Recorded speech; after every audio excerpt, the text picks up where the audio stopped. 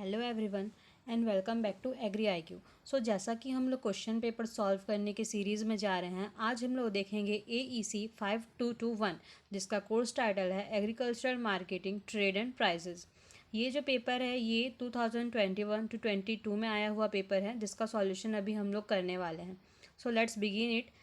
Lecture को शुरू करने से पहले अगर आपने मेरे चैनल को सब्सक्राइब नहीं किया है तो प्लीज़ इसे सब्सक्राइब करें और अपने फ्रेंड्स के साथ भी शेयर करें so that they can also study. So let's begin it. सबसे पहले हमारे पास है पार्ट ए। पार्ट ए में हमारा पहला क्वेश्चन है choose the correct answer. The first one is in short period market price determination is mainly influenced by. जो short period का मार्केट रहता है, शॉर्ट पीरियड मार्केट मतलब ऐसा मार्केट जो कि कम टाइम के लिए होता है। हम लोग एग्जांपल में ले सकते हैं विलेज मार्केट वगैरह। तो इसमें जो प्राइस है वो किस कारण फिक्स होता है ये बताना है अपने को। तो किस कारण से होगा, इसमें दो फैक्टर्स इंक्लूड हो सकते हैं, या तो डिमांड या सप्लाई। बट यहाँ पे ऑप्शन के हिसाब से मैंने दोनों को करेक्ट किया है। तो डिमांड और सप्लाई कैसे होगा, जिस हिसाब अगर मार्केट में अवेबिलिटी जो है वो कम है, मतलब क्या होगा, जो सेलर है वो क्या करेगा, उस कंडीशन का फ़ायदा उठाएगा, उसका प्राइस इंक्रीज कर देगा। इसका मतलब क्या है, डिमांड और सप्लाई पर ये चीज़ डिपेंडेंट है। अगर किसी चीज़ की डिमांड ज़्यादा है तो भी उसकी रेट इंक्रीज़ हो सकती है, या किसी चीज़ की सप्लाई कम है तो भी उसका रेट में इंक्रीज़ हो सकता है, या फिर उसका प्राइस उस हिसाब से डिटरमाइन, एक जो सेलर है वो उस हिसाब से उसका प्राइस डिटरमाइन करता है। ठीक है। नेक्स्ट क्वेश्चन है हमारे पास, the national institute of agricultural marketing is located at. तो ये कहाँ पे है, जयपुर पे। Next, converting groundnut into oil creates. जो ग्राउंड नट है उसको जब हम लोग ऑयल में कन्वर्ट कर देते हैं तो कौन सा यूटिलिटी जो है इसमें टेक प्लेस करता है, या कौन सा यूटिलिटी का टाइप है ये, तो ये है पोजीशन यूटिलिटी। उसके बाद है अपने पास, market conducts does not include. नीचे दिए गए कुछ ऑप्शंस हैं, इनमें से ऐसा कौन सा ऑप्शन है जो मार्केट कंडक्ट में नहीं रहता है। देखते हैं option, market sharing and price setting policies. तो मार्केट में तो ये रहेगा ही, प्राइस सेटिंग पॉलिसी। फिर है पॉलिसी एम्ड एट कोअर्सिंग राइवल्स। तो मार्केट में जो पॉलिसी है ये इंक्लूडेड रहता है, तो ये ऑप्शन भी हमारा इनकरेक्ट है। Policy towards setting the quality of product. तो एक क्वालिटी ऑफ प्रोडक्ट जो है ये मार्केट में मेन रोल प्ले करता है, मतलब ये भी ऑप्शन हमारा गलत है। अगला है efficiency is the use of resource. तो इसमें एक भी पॉइंट ऐसा, इफ़िशियंसी की बात हो रही है और मार्केट कंडक्ट और इफ़िशियंसी से हमको कोई रिलेशन है नहीं, तो इसका करेक्ट ऑप्शन कौन सा हो जाएगा, efficiency is the use of resource. Last question हमारे पास इसका है, marketable surplus will be more in case of. नीचे दिए गए कौन से ऑप्शन में से मार्केटेबल सरप्लस ज़्यादा होगा, मतलब किस क्रॉप में मार्केटेबल सरप्लस ज़्यादा होगा। मार्केटेबल सरप्लस मतलब वो क्वांटिटी जिसको हम लोग मार्केट में सेल कर रहे हैं। ठीक है, तो सबसे ज़्यादा जो इसमें बाकी ऑप्शंस हैं, राइस, ज्वार, ग्राम, ये सब हम लोग क्या करते हैं, जो एक प्रोड्यूसर रहता है वो अपने कंजप्शन के लिए भी रखता है। पर जब बात कॉटन की आती है तो कॉटन हमारे डेली पर्पस में एकदम लार्ज अमाउंट में यूज़ नहीं होता है in comparison to the given three. इसका मतलब इसका करेक्ट ऑप्शन कौन सा होगा, कॉटन। नेक्स्ट है हमारे पास fill in the blanks. Fill in the blanks में पहला क्वेश्चन है, dash equalise the flow of goods by storing them in the peak arrival season and releasing them in the off season. मतलब पहले question समझते हैं, ये क्या बोल रहा है, एक फंक्शन है, ठीक है, वो जो फ्लो ऑफ गुड है उसको इक्वलाइज कैसे करता, मतलब नॉर्मली जिसके पास स्टोरेज का साधन नहीं है वो क्या करेगा, जब प्रोड्यूस हुआ उस टाइम पर सेल कर देगा, है ना। पर कौन सा फंक्शन है या कौन सा ऐसा मीडिएटर है जो उसको इक्वलाइज करता है फ्लो को, मतलब जब प्रोडक्शन नहीं हो रहा है तब भी उसकी अवेबिलिटी वो प्रोवाइड कराता है।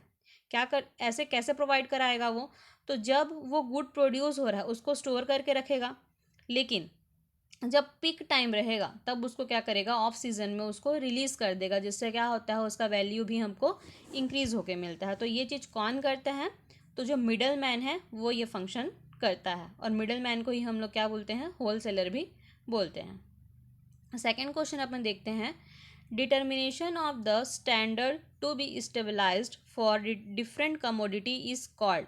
मतलब कि स्टैंडर्ड को जिससे हम लोग डिटरमाइन कर रहे हैं उसको हम लोग क्या बोलते हैं, मतलब अलग अलग कमोडिटीज़ की स्टैंडर्ड्स को हम लोग कैसे जानते हैं, कौन से मेथड से जानते हैं, या फिर उसके उसके जो स्टैंडर्ड है उसको डिटरमाइन करने के प्रोसेस को हम लोग क्या बोलते हैं?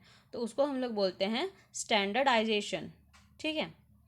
नेक्स्ट क्वेश्चन, अपना मंडी इज ऑल्सो कॉल्ड, अपना मंडी को और क्या बोलते हैं? तो फार्मर्स मार्केट बोलते हैं। अगला, NAFED is a example of which integration, NAFED किस इंटीग्रेशन का एग्जाम्पल है? तो नाफेड जो है ये वर्टिकल इंटीग्रेशन का एग्जाम्पल है। और वर्टिकल इंटीग्रेशन क्या होता है ये हम लोग आगे ये क्वेश्चंस में देखेंगे। लास्ट क्वेश्चन है अपने पास, the produce in different lot is mixed and then sold as one lot is, जो प्रोड्यूस है ना, अलग अलग जो लॉट मतलब अलग अलग हम लोग समझ सकते हैं कंपोजिशन या सेक्शंस, अलग अलग सेक्शन का जो प्रोड्यूस है उसको हम लोग मिक्स कर देते हैं एक साथ एक लॉट में, फिर उसको हम लोग सेल करते हैं। तो इसको कौन सा मेथड ऑफ सेलिंग बोलते हैं? तो ये होता है दारा सेल मेथड। ठीक। नेक्स्ट हम लोग देखते हैं मैच द फॉलोइंग। तो मैच द फॉलोइंग में आपको कुछ ऑर्गेनाइजेशंस के नाम दिए गए हैं और इनका ईयर ऑफ इस्टेब्लिशमेंट दिया गया है, तो ये आपको याद रखना पड़ेगा। जैसे कि जो FCI है उसका करेक्ट ऑप्शन है डी 1965, CACP करेक्ट ऑप्शन है ई 1985, DMI करेक्ट ऑप्शन है बी 1935, WTO करेक्ट ऑप्शन है 1995, CWC करेक्ट ऑप्शन है 1963। नेक्स्ट हम लोग देखते हैं true false. Government act as a watch dog in the market, तो गवर्नमेंट जो है वो वॉच डॉग की तरह काम करता है मार्केट में। ये स्टेटमेंट, वॉच डॉग मतलब जो पूरी तरीके से निगरानी रख रहा है, पर गवर्नमेंट निगरानी तो रखता है पर गवर्नमेंट डायरेक्ट तरीके से निगरानी नहीं रखता है, गवर्नमेंट के भी कुछ मीडिएटर होते हैं। इसलिए ये स्टेटमेंट हमारा फॉल्स है क्योंकि गवर्नमेंट वॉच डॉग नहीं है।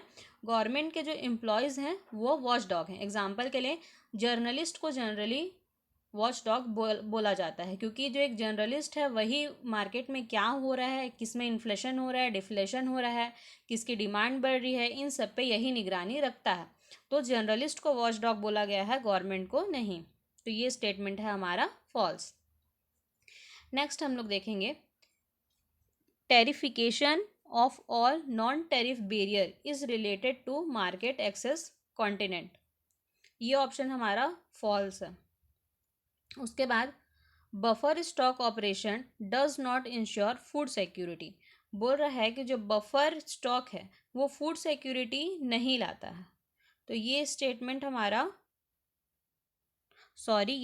हमारा ट्रू होगा क्योंकि बफर स्टॉक के कारण ही फूड सिक्योरिटी आता है। क्योंकि जब ऐसा अगर कंडीशन आता है कि फूड अवेलेबल नहीं है तो जो बफर स्टॉक है मतलब जो बचा हुआ स्टॉक है उसी से गवर्नमेंट क्या है फूड की सप्लाई करती है। तो ये स्टेटमेंट हमारा ट्रू है, ये फॉल्स नहीं है। I am sorry for this. उसके बाद cabinet committee on economic affair fixes the MSP, जो MSP है ये कैबिनेट कमेटी फिक्स करता है। तो ये स्टेटमेंट ट्रू है, जो MSP है वो कैबिनेट कमेटी ही फिक्स करता है। नेक्स्ट है हमारे पास, market segmentation is driving homogeneous to heterogeneous market, तो ये स्टेटमेंट हमारा फॉल्स है क्योंकि मार्केट सेगमेंटेशन क्या होता है, मार्केट की सिमिलैरिटीज़ को देख के हम लोग मार्केट को डिफरेंट कैटेगरीज डिफरेंट सेक्शंस में डिवाइड कर देते हैं। तो उसकी कैटेगरी को देख के कर रहे हैं, प्रोडक्ट के टाइप को देख के कर रहे हैं, मतलब ये तो होमोजीनस ला रहा है ना, मार्केट में सेम कंडीशन ला रहा है। और हमारा स्टेटमेंट क्या बोल रहा है कि ये मार्केट को होमोजीनस से हेट्रोजीनस में कन्वर्ट कर रहा है। तो ये स्टेटमेंट हमारा फॉल्स है क्योंकि वो होमोजीनोसिटी को बढ़ाता है ना कि हेट्रोजीनोसिटी को। So this was all about the first question of part A. And अब हम लोग देखेंगे पार्ट बी। पार्ट बी में हमारे पास पहला क्वेश्चन है मार्केट मिक्स। मार्केट मिक्स क्या होता है? The market mix is defined by the use of marketing tool that combines a number of components in order to become harden and solidify a product's brand and to help in selling the product or service. Product based companies have to come up with strategies to sell their products, and coming up with a marketing mix is one of them. The marketing mix is a broad term encompassing product, price, promotion, place, product development and product life cycle. जो पिछला lecture हमने किया था ABM का, जो first lecture था हमारा, उसमें भी हम लोग मार्केट मिक्स के बारे में देखे थे। हम लोग उसमें क्या देखे थे कि इसमें 4 P's होते हैं। क्या क्या? प्रोडक्ट, प्राइस, प्रमोशन और प्लेस। पर जब हम लोग बेसिस 4 के बारे में बात करते हैं तो ये आता है, पर हम लोग उसमें और भी चीज़ें जैसे कि प्रोडक्ट की लाइफ साइकिल, जिसको भी हमने पहले लेक्चर में कवर कर चुका है, ऑल दो मैं इसको इस लेक्चर में भी कवर करूँगी, और प्रोडक्ट डेवलपमेंट, ये सब आता है हमारा मार्केटिंग मिक्स के अंदर। और मार्केटिंग मिक्स होता क्या है? तो ये ऐसे मार्केटिंग टूल्स हैं जो नंबर ऑफ कंपोनेंट्स को साथ में इंक्लूड करते हैं और हमारे प्रोडक्ट की क्वालिटी को एग्जिबिट करते हैं, या हमारे प्रोडक्ट की टाइप को बताते हैं, या मार्केट में उसका एक बेटर प्लेस ऑक्यूपाई करते हैं। तो ये होता है हमारा मार्केटिंग मिक्स। ठीक है, नेक्स्ट क्वेश्चन हम लोग देखेंगे मार्केट सेगमेंटेशन, जिसको हमने अभी पार्ट ए में भी डिस्कस किया था। मार्केट सेगमेंटेशन क्या होता है? Market segmentation is a process that consists of sectioning the target market into smaller groups that share similar characteristics such as age, income, personality trait, behavior, interest, need, or location. Knowing your market segmentation will help you target your product, sale, and marketing method. Market segmentation क्या है? इसमें हम लोग market को अलग अलग sections में divide कर देते हैं। कैसे डिवाइड करते हैं? उनकी सिमिलर कैरेक्टरिस्टिक्स को, जैसे कि एज ग्रुप देखेंगे हम लोग, इनकम देखेंगे, मतलब हाई लेवल मार्केट सेटअप कर दिए या लो लेवल मार्केट सेटअप कर दिए। पर्सनैलिटी ट्रेट देखेंगे, हाई क्लास के लिए कोई मार्केट है, कोई लो क्लास के लिए मार्केट है। उनके इंटरेस्ट देखेंगे, मतलब इंटरेस्ट किस हिसाब से, अगर कोई क्लॉथिंग की ओर जा रहा है, कोई जो है इलेक्ट्रिसिटी की ओर जा रहा है, उस हिसाब से उनका इंटरेस्ट देख के उनको अलग अलग क्लासीफाई कर दिया जाता है या अलग अलग सेक्शन में डिवाइड कर दिया जाता है। इसको हम लोग बोलते हैं मार्केट सेगमेंटेशन। अगला है अपने पास मोनोपोली। मोनोपोली जो है बहुत इंपॉर्टेंट टर्म है, हम लोग इसको देखते हैं क्योंकि ये पॉलिटिकल, सोशल, इकोनॉमिकल हर वे में यूज़ होता है मोनोपोली। तो इकोनॉमिक्स के बेसिस पे मोनोपोली क्या है? Market structure characterized by a single seller selling a unique product in the market. Again, market structure characterized by a single seller selling a unique product in the market. मतलब कि ऐसा market structure जिसमें सिर्फ एक single seller उस product को cell कर रहा है, क्योंकि उसके प्रोडक्ट में क्या है, वो एक यूनिक प्रोडक्ट है, वो किसी और के पास अवेलेबल नहीं है, जो अवेलेबल अगर है भी तो उसके कंपटीशन में नहीं है जो प्राइमरी वाले के पास है। तो क्या हुआ, हर कंज्यूमर क्या करेगा, उसी प्रोड्यूसर के पास या उसी सेलर के पास उसको खरीदना पसंद करेगा या उसी से खरीदेगा। तो ये क्या होता है, monopoly. In a monopoly market the seller faces no competition as he is the sole seller of goods with no close substitute. इसमें क्या होता है, जो सेलर होता है मोनोपोली मार्केट में, उस सेलर को कोई भी दिक्कत नहीं होता है, क्योंकि कोई उसके कंपटीशन का है ही नहीं। वो उस गुड्स का सोल, मतलब उसका सिर्फ एक सेलर वही ही बिलोंग करता है। अगर कोई उसको ले भी आता है तो वो कोई उसका कंपटीशन नहीं कर सकता। तो ये होता है मोनोपोली। इसी को हम लोग अगर हिंदी भाषा और पॉलिटिकल भाषा में समझना चाहें तो क्या है, ये तानाशाही टाइप का है। ठीक है, नेक्स्ट है हमारे पास कैरेक्टरिस्टिक ऑफ परफेक्ट कंपटीशन। एक परफेक्ट कंपटीशन के क्या क्या कैरेक्टरिस्टिक होते हैं? Following are the characteristic of a perfect competition: large number of buyer and seller in the market, free entry and exit of firms in the market, each firm should be selling a homogeneous product, buyer and seller should possess complete knowledge of the market, no price control. देखते हैं इसको। जब एक market में large number of buyer और large number of seller present रहते हैं तो कंपटीशन क्रिएट होता है। अगर फ्री एंट्री हो उस मार्केट में तो कंपटीशन क्रिएट होता है, क्योंकि हर कोई पे करके नहीं जाना चाहता, तो कहीं ना कहीं कंपटीशन कम हो जाता है। जो हर फर्म है, मतलब हर एक जो सेलर है, वो अगर होमोजीनस प्रोडक्ट सेल करते हैं तो कहीं ना कहीं कंपटीशन बढ़ जाता है। एग्जांपल के लिए, अगर मेरे पास एक शॉप है, एक शॉप तुम्हारे पास है, मेरे शॉप पे भी वही सामान मिल रहा है, तुम्हारे शॉप पे भी वही गुड्स हैं, तो इंसान क्या करेगा, वहाँ पे जो बेटर है वहाँ जाना चाहेगा। तो इससे क्या होता है, कंपटीशन बढ़ जाता है। फिर जो बायर और सेलर हैं, जो खरीदने वाला है और जो बेचने वाला है, दोनों को अपने प्रोडक्ट के बारे में कंप्लीट नॉलेज रहना चाहिए, तभी वो उसको या तो उसको लेगा या तो उसको सेल करने के लिए उसको वो कर मतलब उसको उसके लिए अट्रैक्ट कर पाएगा। उस प्रोडक्ट को लेने के लिए कंज्यूमर को अट्रैक्ट कर पाएगा, और मार्केट में प्राइस कंट्रोल नहीं होना चाहिए। तो ये एक परफेक्ट कॉम्पिटिशन क्रिएट करता है। ठीक है, नेक्स्ट हम लोग देखेंगे एग मार्क। एग मार्क क्या है? एग मार्क को ही एग्रीकल्चरल मार्क भी बोला जाता है। It is the certification mark to assure the product of agricultural product in India. Egg mark act as a third party guarantee for the agricultural product that are produced and consumed in India। तो egg mark क्या है? इसी को हम लोग agriculture mark भी बोलते हैं। ये एक सर्टिफिकेशन मार्क है। सर्टिफिकेशन मतलब जैसे कि आपको सर्टिफिकेट जब मिलता है, आप सर्टिफाइड जब होते हैं, मतलब आप एलिजिबल हैं या आप में एक टैग लगता है, उसी तरीके से एग मार्क है। जब किसी भी प्रोडक्ट में एग मार्क लगता है तो उसकी क्वालिटी क्या है? एश्योर हो जाती है। ठीक है, और जो एग मार्क है वो इंडिया में है, मतलब इंडिया के प्रोडक्ट्स पर है। और एग मार्क क्या करता है? एक थर्ड पार्टी गारंटी प्रोवाइड करता है। मतलब जैसे कि जब एक कंज्यूमर खरीदता है तो वो सिर्फ ना कि सेलर की बात पे बिलीव करता है, बल्कि उसको खुद क्वालिटी एश्योर हो जाता है एग मार्क से। जब वो उसमें एग मार्क देखता है तो हाँ, उसको पता चलता है कि ये प्रोडक्ट क्या है? सर्टिफाइड प्रोडक्ट है। ठीक है, अब डिस्ट्रेस लेवल। डिस्ट्रेस लेवल क्या होता है? और डिस्ट्रेस लेवल और डिस्ट्रेस सेल। तो एक डिस्ट्रेस सेल क्या है? Refers to the sale of asset such a security and property very quickly and generally at a loss to urgently cover significant डेब्ट। A distressed sell is made when the seller is going through financial pressure and in dire need of fund to meet urgent requirement। क्या होता है? कभी कभी ऐसे conditions आ जाते हैं कि हम लोग को एकदम अर्जेंट नीड पड़ जाती है हाई लेवल ऑफ अमाउंट की, है ना? तो क्या होता है, हम लोग अगर उसको अरेंज नहीं कर पाते हैं तो क्या करते हैं, कभी कभी प्रिफर करते हैं लोग कि जो एसेट है, जो उनकी प्रॉपर्टी है, उसको वो सेल कर दें ताकि उनको हाई अमाउंट तुरंत मिल सके और उनकी जो रिक्वायरमेंट है वो पूरी हो सके।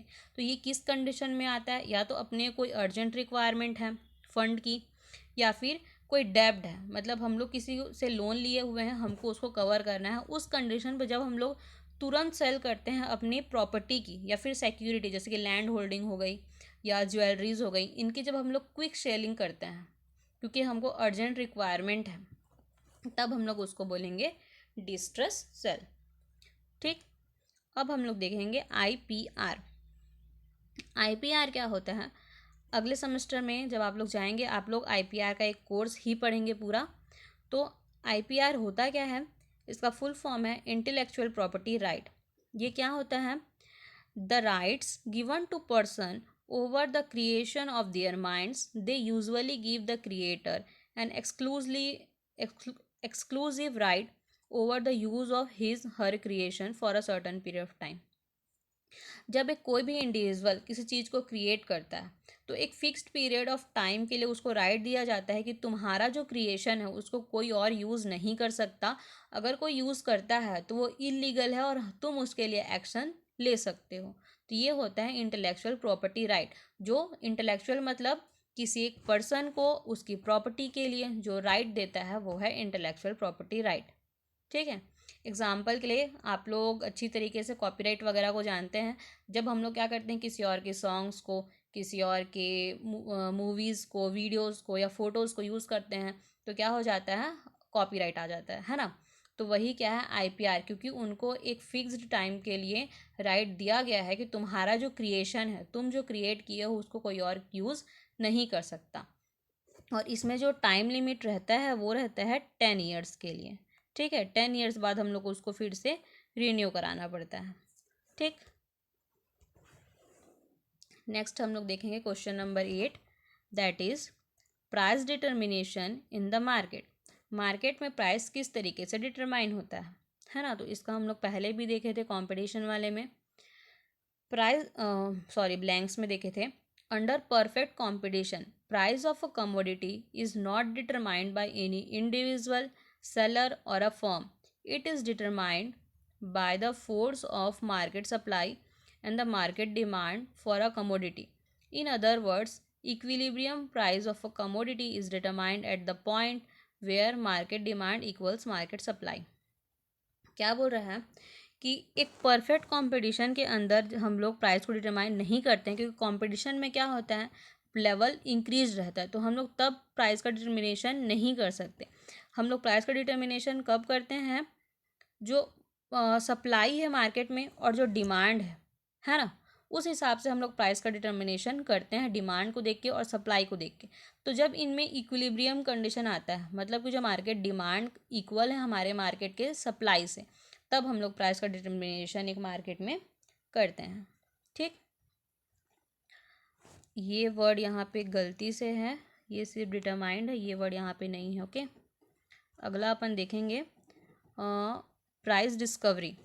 प्राइस डिस्कवरी क्या है?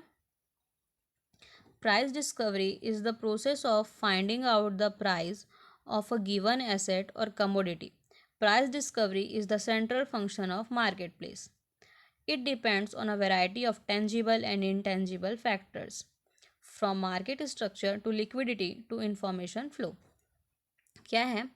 जो प्राइस डिटर्मिनेशन है, ये एक प्रोसेस है जिससे हम लोग किसी भी एसेट या फिर किसी भी कमोडिटी का प्राइस डिटरमाइन करते हैं। ऊपर हम लोग क्या दिखे, प्राइस को डिटरमाइन करना, पर जो प्राइस का डिटर्मिनेशन का प्रोसेस है, उसके प्राइस को फिक्स करने की या फाइंड करने की जो प्रोसेस है, उसी को हम लोग क्या बोलते हैं, प्राइस डिस्कवरी।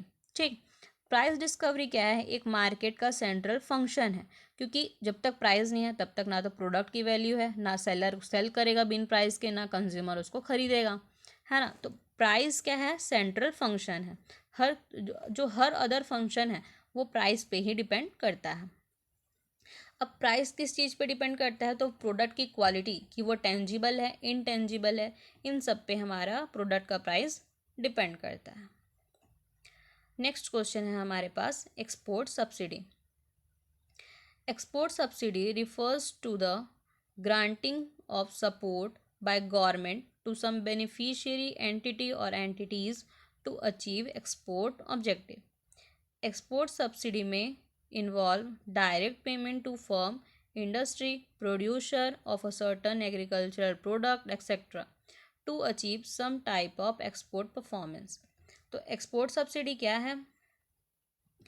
गवर्नमेंट क्या करता है, किसी भी बेनिफिशरी, मतलब कि जो हम लोग बोल सकते हैं कंज्यूमर, जो बेनिफिशरी है उसको, या फिर कोई एंटिटी, मतलब कि कोई ऑर्गेनाइजेशन है ना, उसको क्या करता है, जो सपोर्ट प्रोवाइड करता है कि हम लोग क्या करें, एक्सपोर्ट कर सकते हैं, क्योंकि एक्सपोर्ट करना लो लेवल का काम नहीं है, उसके लिए हमको गवर्नमेंट की हेल्प चाहिए रहती है। जब हम लोग हाई लेवल पे एक्सपोर्ट करते हैं तो गवर्नमेंट क्या करती है, इसके लिए एक सपोर्ट प्रोवाइड करती है फाइनेंशियल वे पे।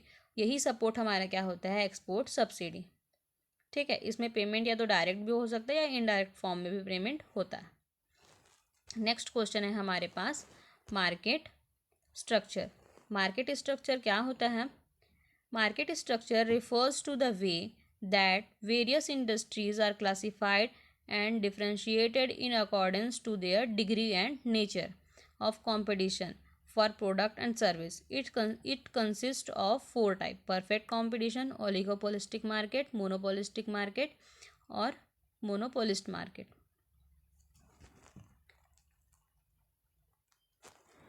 इसमें क्या है, जो मार्केट स्ट्रक्चर है, ये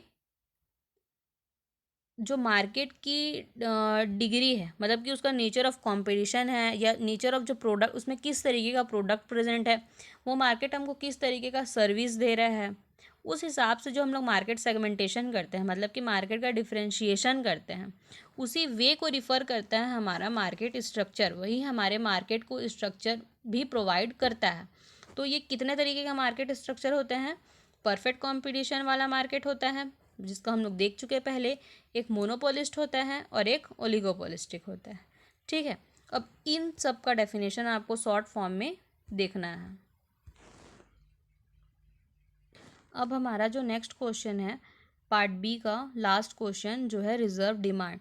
तो रिजर्व डिमांड जो क्वेश्चन दिया हुआ है ना, ये किस पर्पस से ये डिमांड के बारे में पूछ रहा है, ये स्पेसिफाई नहीं है कि ये बैंक के पर्पस से पूछ रहा है या डिमांड के पर्पस से पूछ रहा है। तो इसके बारे में जो करेक्ट आंसर है वो तो मैं श्योर नहीं हूँ, लेकिन जो रिज़र्व डिमांड है, जब हम लोग बैंक के पर्पज़ से देखते हैं तो जो भी जो हमारा रिज़र्व अमाउंट उसमें प्रेजेंट है उसके बेसिस पे जो इंटरेस्ट बनता है उसको हम लोग क्या बोलते हैं, रिज़र्व डिमांड बोलते हैं। कि अपन कितने दिन तक उसको रिज़र्व रखना चाहते हैं या क्या उसकी कैटेगरीज हैं, वो सब रिज़र्व डिमांड के अंदर आती हैं।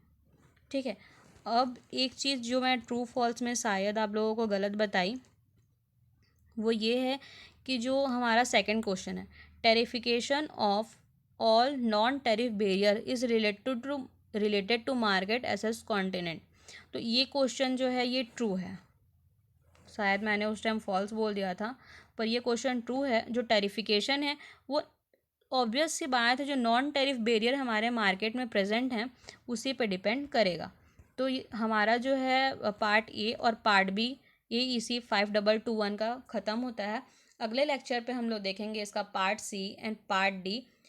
सो I will again request you to please subscribe my channel, ताकि आपको और ऐसे वीडियोज़ मैं प्रोवाइड कर सकूँ और आपको अपने एग्ज़ाम में हेल्प होगा। Thank you so much. अगले लेक्चर को हम लोग देखेंगे थोड़ी देर बाद।